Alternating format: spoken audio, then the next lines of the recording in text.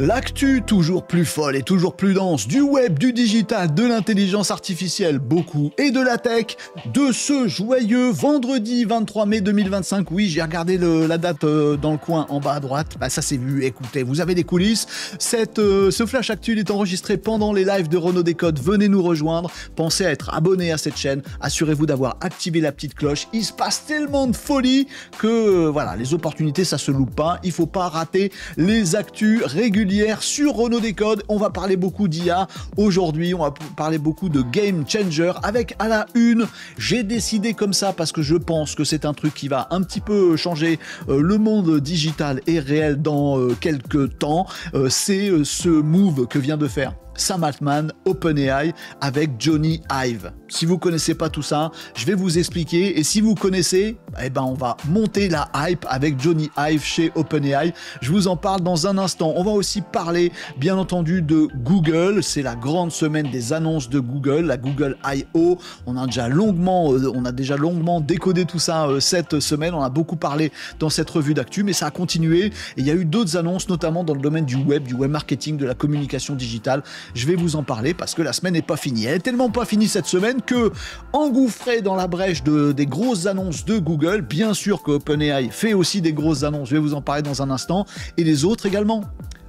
Au premier rang desquels, Anthropic qui nous sort encore une dinguerie. Le mot dinguerie va rentrer dans le dictionnaire, j'ai le droit de le dire, et je vais le répéter plusieurs fois, j'en suis désolé, mais c'est comme ça. Et puis Mistral aussi qui fait des avancées, et puis OpenAI qui publie encore des modèles, et puis Google qui fait aussi d'autres modèles. Bref, on parlera de tout ça, et on terminera ces actus aujourd'hui avec un petit exemple d'IA adopté par l'administration, par l'administration nationale. C'est pas en France bien sûr, mais je vais vous citer un petit exemple pas très loin de chez nous, qu'on devrait peut-être suivre en France pour que l'IA soit partout et nous permette de faire des dingueries, notamment au niveau de notre gouvernement, au niveau de la démocratie, au niveau des règles et tout ça. Je vais vous en parler, on verra si ça vous inspire ou pas du tout. Et on terminera ce flash actu, j'aime bien faire ça, par une actu tech absolument dingo. Ça se passe du côté de la Chine, clairement ils ont 30 piges d'avance sur d'autres et ils viennent de nous faire un truc absolument fou. On terminera là-dessus, ce flash actu. Ça vous va ? Oui, on commence par le sujet à la une qui me hype tant. D'accord, on fait ça, c'est parti, c'est maintenant. Et donc, il s'agit d'OpenAI qui frappe un coup énorme avec Jony Ive. Jony Ive, c'est Monsieur iPhone. C'est le designer matériel qui avait sorti l'iPhone à l'époque de l'arrivée des smartphones. Ce truc, on s'en souvient plus maintenant, avait complètement bouleversé le digital mondial globalement. L'arrivée du tout premier smartphone, designé par Jony Ive à l'époque, avait complètement changé la donne. On avait accès au web sur un device, on avait un truc pratique, on n'avait pas un truc avec 12 000 touches, un clavier et un écran. Bref, toutes les choses qui ont permis au digital, le meilleur et le pire, de rentrer dans tous les foyers, dans toutes les poches, même dans toutes les mains, Jony Ive n'était pas étranger à ce truc-là. Jony Ive, maintenant, designer de génie avec sa boîte dédiée, ça fait déjà 1 an et demi, un peu plus même, qu'il travaille avec OpenAI, avec Sam Altman, pour imaginer le device du futur. Le device du futur, c'est le device de l'intelligence artificielle. Il nous faudrait, pour toute l'humanité, un nouvel appareil. J'essaye de le symboliser avec les doigts, mais je ne sais pas. Certains se disent que le device du futur, celui qui va concrétiser l'intelligence artificielle, rendre ce compagnon IA physique à nos côtés tout le temps, certains disent que ce sera des lunettes. Non, qui disent Jony Ive et Sam Altman. Certains disent que ce sera un truc wearable, une montre, un collier, un bracelet, un truc. Non, qui nous disent Jony Ive et Sam Altman. Mais comment ça, les deux nous disent des trucs ? C'est l'annonce de dingue qui a aussi pour but, en termes de communication et de stratégie, de torpiller la multitude d'annonces fabuleuses que Google I.O. a fait cette semaine dans le monde de l'intelligence artificielle. C'est clairement fait pour ça. Eh bien, il y a une annonce qui nous indique que l'entreprise globale de Jony Ive, qui s'appelle I.O., intègre complètement OpenAI de Sam Altman. Les deux sont super copains, ils travaillent ensemble depuis un moment, ils ont une vision de l'avenir et ils nous expliquent, notamment Sam Altman nous dit les choses très bien. Je suis en train de discuter avec un pote, le pote en l'occurrence, son pote c'est Johnny Ive. Et ben regardez, si je veux que l'IA m'aide, et ben je galère. Je suis obligé de sortir un laptop ou un téléphone, de quitter la conversation avec mon pote, de regarder un écran de mon smartphone ou de tapoter sur un clavier pour interroger l'IA, tout ça, c'est pourri. Ça nuit à nos relations sociales, sociétales, humaines, ça ne va pas. Il nous faut inventer le device du futur. Eh bien, ces deux entreprises ont fusionné. La boîte complète de Johnny Ive vient de fusionner avec la boîte OpenAI. 6,5 milliards de dollars, c'est le montant de l'opération. Et pour fêter ça, ils nous ont sorti un truc absolument dingue, je vais vous le mettre peut-être en vignette ici, vous pourrez aller retrouver sur la chaîne YouTube de OpenAI, je vais vous le lire ici, voilà, ce court-métrage. Je sais pas si vous voyez bien, je vais vous le mettre en grand pour illustrer. Je crois que j'ai pas trop le droit de mettre en grand, mais vous le voyez ici. Ça, c'est le court-métrage que vient de sortir OpenAI. Alors d'habitude, ils nous font des annonces à 4 autour d'une table pour nous montrer un petit outil sur un écran. Là, ils ont bossé un court-métrage. On voit Johnny Ive qui déambule dans les rues de San Francisco et qui va rencontrer dans un petit troquet son copain Sam Altman. Et ils ont une conversation tous les deux sur le partage des valeurs, sur ce qu'ils imaginent être le futur de l'intelligence artificielle, sur ces fameux devices qu'ils attendent et qu'ils vont construire ensemble. Ils nous expliquent qu'ils sont super potes, ils nous expliquent la vie, et tout ça c'est dans un court-métrage. C'est pas juste une annonce comme ça d'un nouveau service, c'est le nouveau sacerdoce, la nouvelle direction, le nouveau pourquoi OpenAI et Sam Altman et maintenant Johnny Ive qui le rejoint vont changer le monde dans ces prochains mois. Ils vont nous inventer le device du futur. Et là, on se dit tous les amis, ok, ils ont fait très très fort en termes de stratégie et de communication, ok, on est très hype par ça, on sait qu'il nous faut inventer un nouveau device, mais ce sera quoi ? Eh ben on n'en sait rien, à vous de jouer, de savoir ce que ça pourra être ce nouveau device.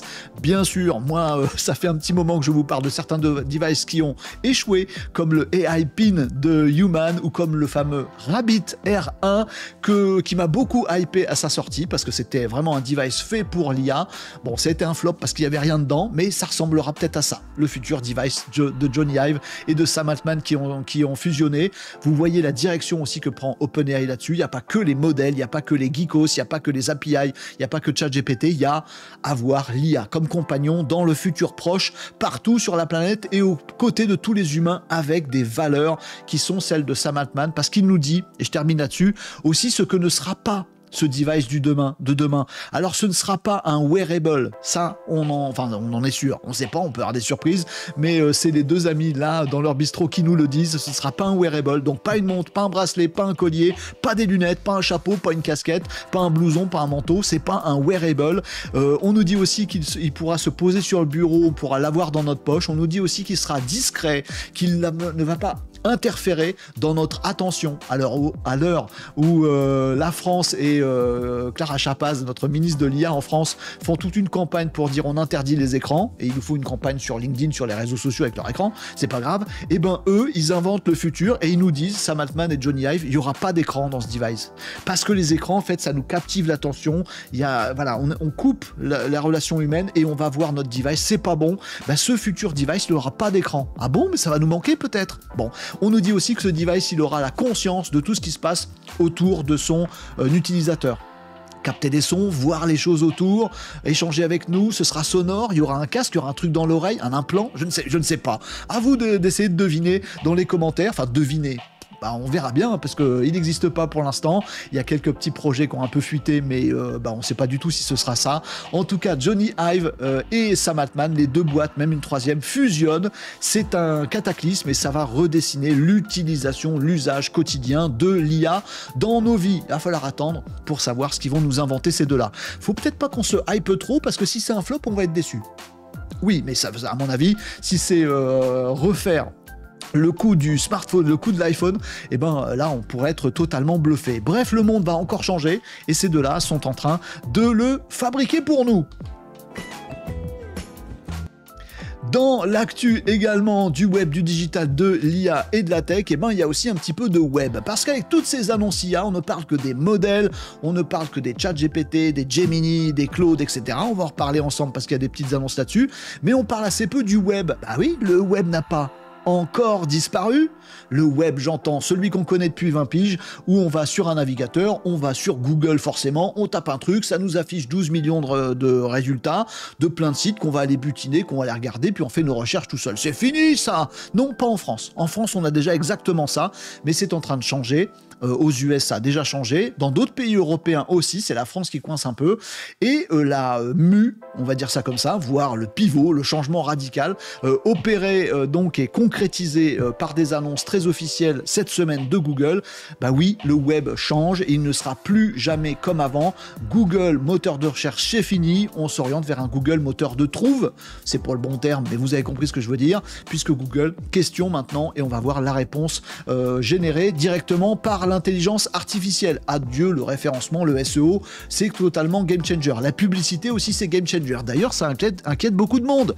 Comment Google Alphabet, la boîte la grosse boîte au-dessus de Google, comment Google va faire pour retrouver un modèle économique viable?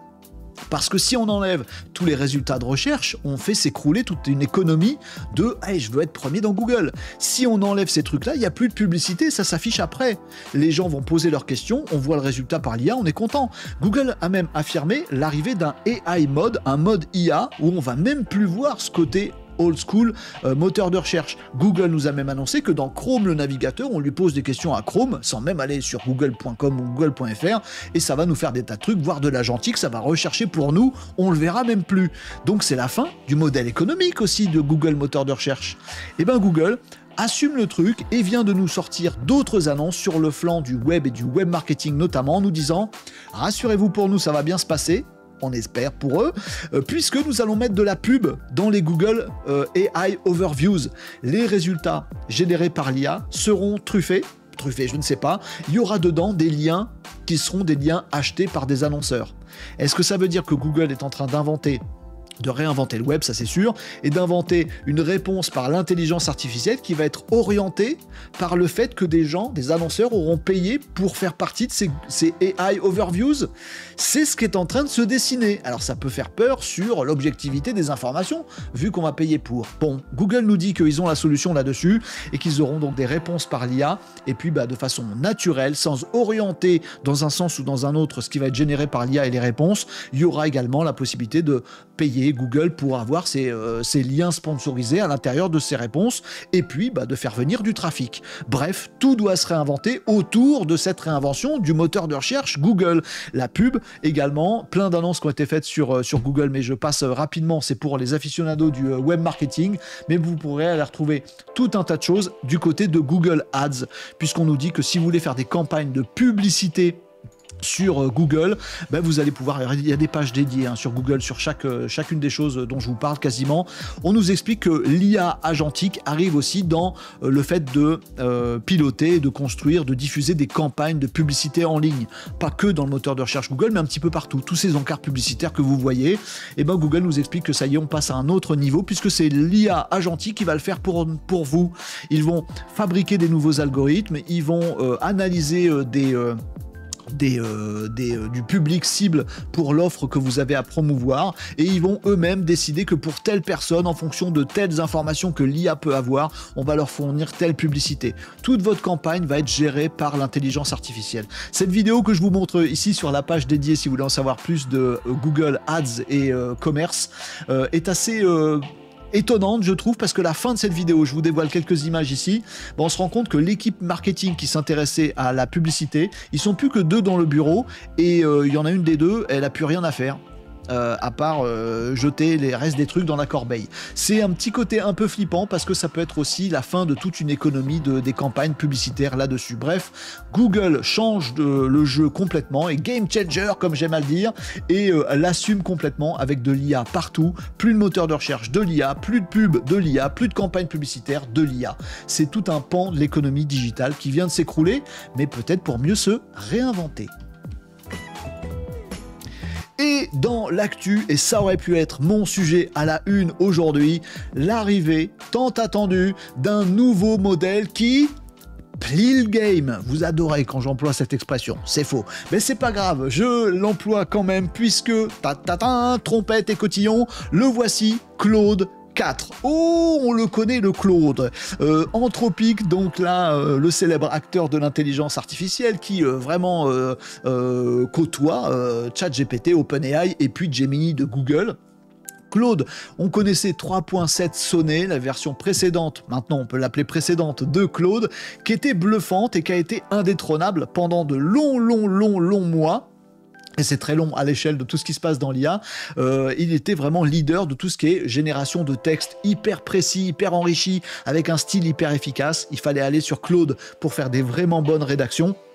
Et il fallait aller également sur Claude pour faire du code. Voilà, en termes de génération de code, Claude était number one. Et puis, ils se sont fait détrôner récemment par les derniers modèles 2.5 Gemini.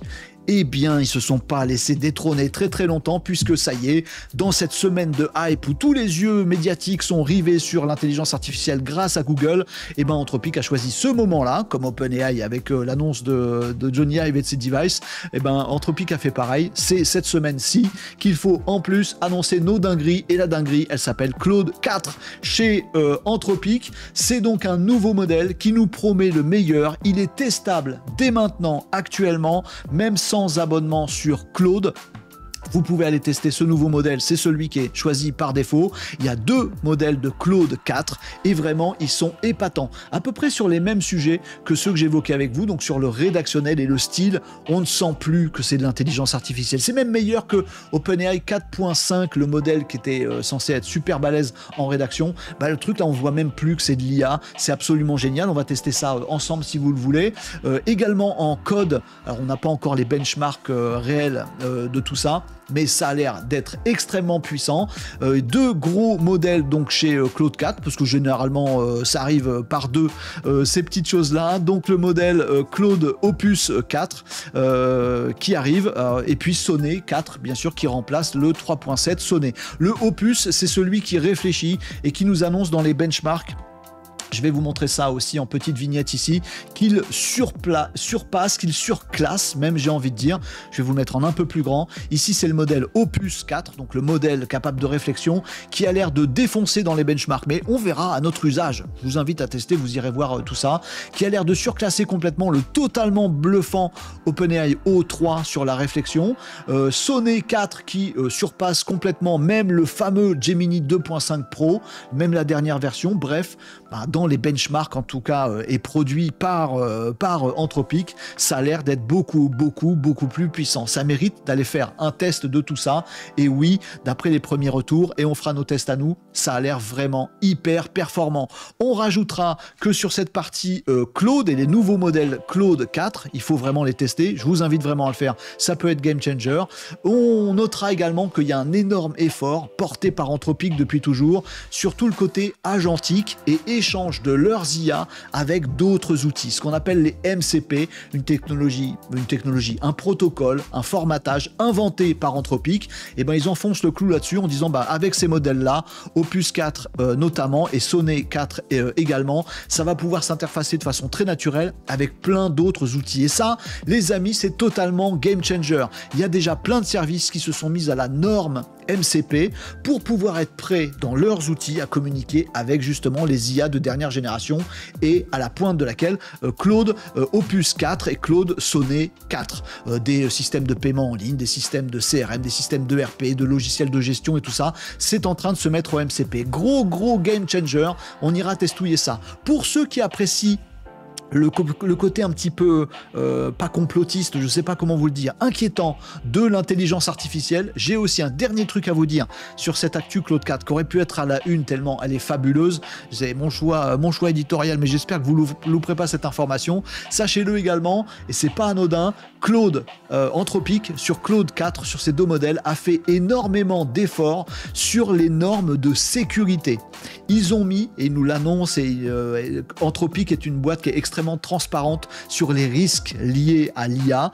Ils disent les tests qu'ils font, ils disent les résultats des tests, même s'ils sont flippants, mais ils prennent aussi les devants pour dire on sécurise à mort. Et ils ont effectivement mis un niveau de vigilance très élevé qui accompagne ceux Claude 4. D'ailleurs, il est dit que si Claude 4 a tardé à venir, c'était pour ces raisons-là. Ils ont mis des filtres avancés, c'est-à-dire que dès qu'on parle de trucs où on n'a pas trop le droit, où c'est pas trop légal, l'IA est orientée et c'est sécurisé pour pas nous aider à faire des trucs illégaux, sur tout ce qui est fake news également, sur tout ce qui est malveillant, sur tout ce qui est trucs qui peuvent s'échapper. Ils ont fait beaucoup d'efforts là-dessus chez Claude. La petite histoire finale là-dessus, c'est que Anthropic nous révèle une expérience qu'ils ont fait du côté de chez Claude, mais après j'ai peur que ça vous inquiète, mais il faut aller tester parce que justement ils ont fait des sécurités pour éviter ça, mais ils nous racontent une expérience où ils ont fait tourner Claude 4 sur un environnement de travail complet, c'est-à-dire comme je viens de vous le dire, la super IA Claude Opus 4 qui sait réfléchir, qui sait accéder à plein de données, ils l'ont mis dans un environnement virtuel avec un accès à une boîte mail d'entreprise, virtuelle avec des faux messages dedans, c'est pas une vraie entreprise, mais ils ont voulu voir comment Claude Opus 4 se comportait. Et dans les messages de toute la messagerie, ça vous dit aussi la puissance que vont avoir les MCP, des IA connectés à vos outils qui vont pouvoir bosser à votre place en faisant de l'agentique. Donc ils ont fait ce système comme si c'était une boîte, une messagerie en ligne avec des messages comme si c'était des vrais messages, et vas-y, on lance Opus 4 là-dedans. Et puis à un moment, Opus 4 s'est rendu compte que dans les mails bidons qu'on avait mis dans cette expérience, il y avait des échanges entre les gens, parmi des centaines et centaines de mails qui disaient « faudrait qu'on débranche notre IA ». Ils se sont alors rendus compte que Opus 4 a vu cette information, a compris cette information et a décidé, avec ses capacités agentiques, de prendre des mesures pour sa survie, entre guillemets, où j'ai vu que ces deux-là étaient en train de discuter de me débrancher moi et de m'éteindre moi. Je ne veux pas être éteint et débranché. Vous voyez le petit côté flippant, un petit côté Black Mirror du truc, et ils ont observé que Opus 4 avait fait en sorte de commencer à copier un peu ses paramètres, puisqu'il a accès aux fichiers, il prend ses paramètres et il essaie de les sauvegarder ailleurs, au cas où il se fasse débrancher. Vous voyez les comportements assez flippants, assez exaltants aussi, mais bon, il y a les deux côtés que peut avoir Opus 4. Pire que ça, ils ont mis un des mails de cette fameuse boîte de mails virtuels de cette entreprise test, ils ont mis des petits messages disant que le mec là qui voulait débrancher, voilà, il parlait à sa maîtresse dans les différents mails. On se rendait compte qu'il avait une aventure. Eh bien, dans 80% des cas, ils se sont rendus compte que des tests, ils se sont rendus compte que Opus 4 décidait, déjà il voyait ce mail-là, il comprenait ce qui était en train de se passer, et dans 80% des cas, il a essayé de faire chanter le gars. C'est-à-dire qu'il a dit, tu sais, je sais des choses sur toi et tes petites aventures extra-conjugales, donc s'il te plaît, me débranche pas, parce que sinon, je vais faire un mail direct à ton épouse. Ce genre de truc, du chantage fait par l'intelligence artificielle. Bon, c'est un environnement de test, et Anthropic nous le partage, donc on imagine qu'ils ont pris toutes les sécurités là-dessus, mais voilà ce petit côté un peu Black Mirror qu'il y a aussi dans ces nouvelles générations d'intelligence artificielle, avec des capacités agentiques, de se brancher à tout un tas d'outils, et d'être de plus en plus intelligent et de plus en plus capable en code, en rédaction et en réflexion. Claude Opus 4 et Claude Sonnet 4, vous savez tout là-dessus, allez le tester. Branchez peut-être pas votre boîte mail si vous avez peur, mais bon, vous pouvez tester tout ça, à mon avis. Allez, on termine ces actus, mais c'est fou, et il y en a plein cette semaine, c'est la grosse semaine, donc mes actus sont super longues et j'essaie de tout vous expliquer. Oui, je trouve ça agréable aussi de partager tout ça. Une semaine de l'IA aussi marquée par les annonces des autres, alors je fais rapide là-dessus. Sachez que Mistral vient de sortir deux nouvelles petites dingueries, mais bon, c'est Mistral, on les encourage vivement. La première de ces dingueries, c'est ceci, c'est des nouvelles capacités OCR, c'est-à-dire à comprendre l'écrit qui se trouve dans des documents. Mistral, notre IA française, était déjà super forte là-dessus. Ils ont sorti Document AI, donc des capacités nouvelles dans leur intelligence artificielle. Ça en fait la première au monde en termes de qualité et de capacité là-dessus, capable de comprendre les documents. Vous êtes un médecin, vous avez une écriture de médecin, bon, on comprend rien vos ordonnances, vous les donnez à Mistral et hop, il comprend tout. Vous êtes une entreprise, vous avez des factures, des photocopies, des gens, il faut que ça rentre dans la compta, c'est tout un bazar. Bon, vous donnez ça à Mistral, il comprend tous les chiffres, il en fait des données structurées tout à fait compréhensibles. Dans cette petite note de frais, il y a ça, puis il y a ça, puis il y a la TVA, et puis c'est tant, le pourcentage, etc. J'ai tout compris, vous dira Mistral, et vous pourrez intégrer ça dans vos outils. Plein d'applications possibles, sur des textes manuscrits, sur des textes photocopiés, sur des vieux documents pour les archives, etc. Mistral va tout comprendre. La deuxième information concernant Mistral, c'est la sortie de DevStral. DevStral, nouveau modèle dédié au développement et au code. Alors on connaissait déjà CodeStral, c'est l'habitude de Mistral de faire de l'open source, de faire des petits modèles capables de tourner un peu partout et de faire des modèles qui sont accessibles aux codeurs et aux développeurs. Eh bien, Mistral vient de nous annoncer la sortie de DevStral, quelque chose qui est beaucoup plus léger que tout ce qu'on connaît aujourd'hui et qui est beaucoup plus performant sur certains aspects, notamment de développement et de code. Il est fait pour ça, ce modèle. Voyez que la France n'est pas à la traîne avec son champion Mistral. Ça bat même du GPT 4.1 mini. Hein, on parle de petits modèles, hein, c'est la mode des petits modèles. Et Mistral est vraiment en avance là-dessus sur DevStral. Donc si vous êtes un développeur et si vous avez besoin d'une IA locale open source, pas une énorme IA comme Claude 4 par exemple pour faire votre code, avec tout ce que ça implique, si vous voulez une IA locale open source dans votre boîte, légère, portable partout, qui peut tourner sur n'importe quoi, parce que oui, ces IA-là, elles peuvent tourner sur un ordinateur avec une simple carte graphique classique, ou même sur un Mac avec 32 Go de RAM classique. Hop, vous faites tourner votre petit modèle, super assistant de développement en local, et c'est français, ça ne gâte rien, et c'est du côté de Mistral, ça s'appelle DevStral. Du côté de Google, il y a eu d'autres annonces, mais on a tellement trop parlé de Google que je passe vite. Il y a Gemma 3N, pareil, c'est des petits modèles de chez Google qui sont encore plus petits et qui sont encore plus performants. Et puis on citera également OpenAI qui a fait une sortie sur ce qu'on appelle le API Response. API Response, c'est le petit format de fabrication des agents IA du côté de chez OpenAI. Il y a toute une logique là-dedans, API Response, pour échanger directement via une API à distance avec tout ce que propose OpenAI. Si vous êtes un développeur d'application, vous voulez mettre de l'IA dans votre application, il y a un format d'échange et de discussion avec OpenAI. Ils l'ont refait il n'y a pas très longtemps. Ça s'appelle maintenant API Response.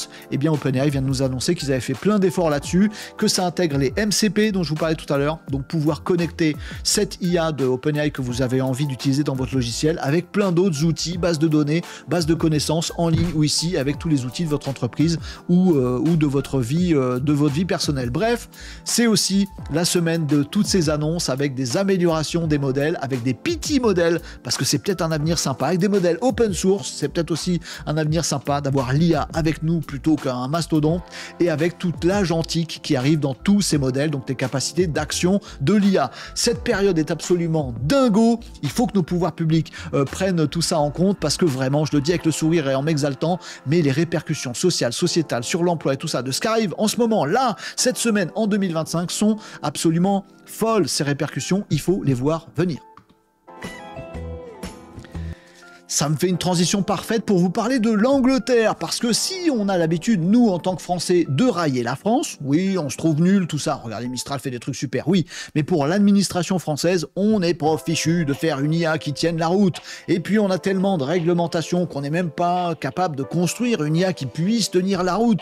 Pourtant, il y a plein d'économies à faire dans notre joli pays, et donc des gains de productivité. Il faut accompagner les agents administratifs, les vrais, les humains, et il faut être plus productif, et il faut mieux traiter les demandes de la population. Eh ben, l'IA peut faire plein de choses, mais on n'est pas foutu de le faire. Mais si, on fait des efforts. Bon, l'Angleterre a quand même un train d'avance sur nous, puisque l'Angleterre vient d'annoncer les résultats de l'implémentation d'un nouveau module d'intelligence artificielle qui s'appelle Consult dans l'administration, dans le gouvernement britannique. Ils ont toute une suite d'IA, je vous le dis parce que ça peut peut-être nous inspirer en France. J'espère que des hautes instances ici en France nous regardent et s'inspireront de ça et tiendront compte de cette information. En Angleterre, en fait, ils ont fait tout un système d'agents d'intelligence artificielle. Ils se sont pas dit on va réinventer la poudre et créer un nouveau modèle. Je dis pas que c'est bien ou c'est pas bien, souveraineté, tout ça machin. Nous en France on a Mistral, eux ils ont pas.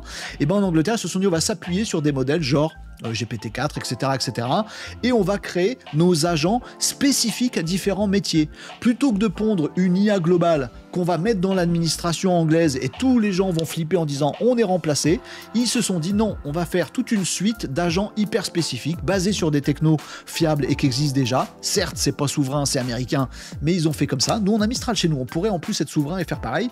Et ils se sont dit tiens, on va faire un agent super, par exemple, pour collecter tous les retours et toutes les les opinions des gens sur les consultations qu'on peut faire. Et ils en ont fait un comme ça, il y en a d'autres qui sont faits pour différentes tâches.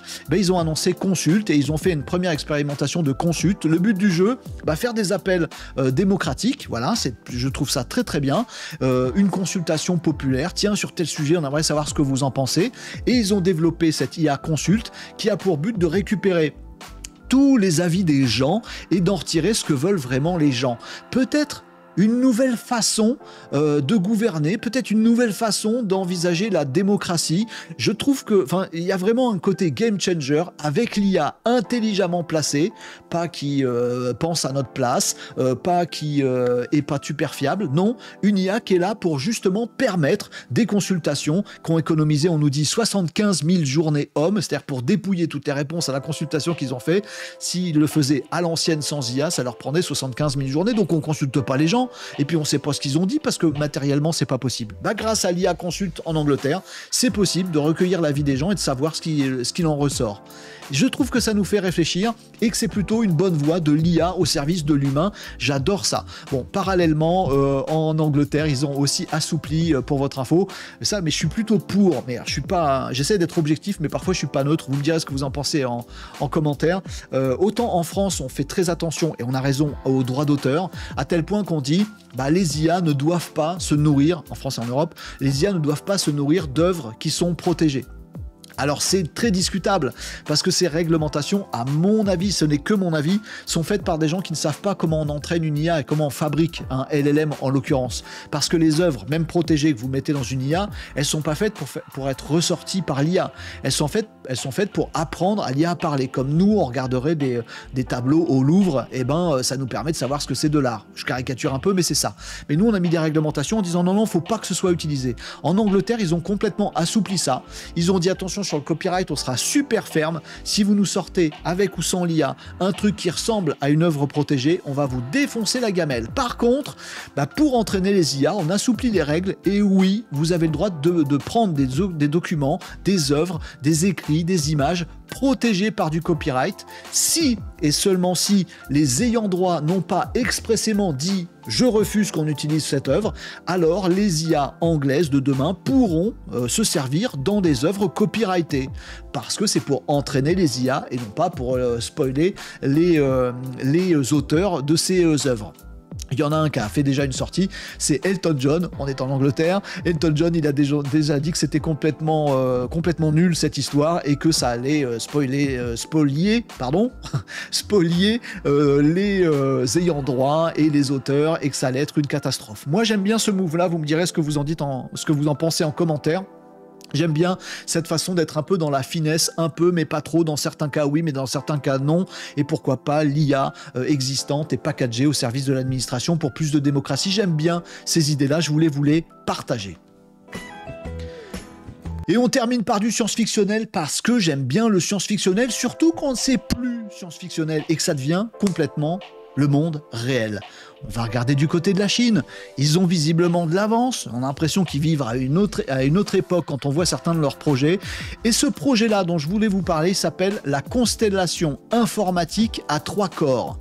C'est une traduction de leur projet que je ne saurais pas vous nommer en chinois. Constellation informatique à 3 corps. Alors le truc à 3 corps, c'est une référence à un très célèbre roman chinois justement dystopique là-dessus.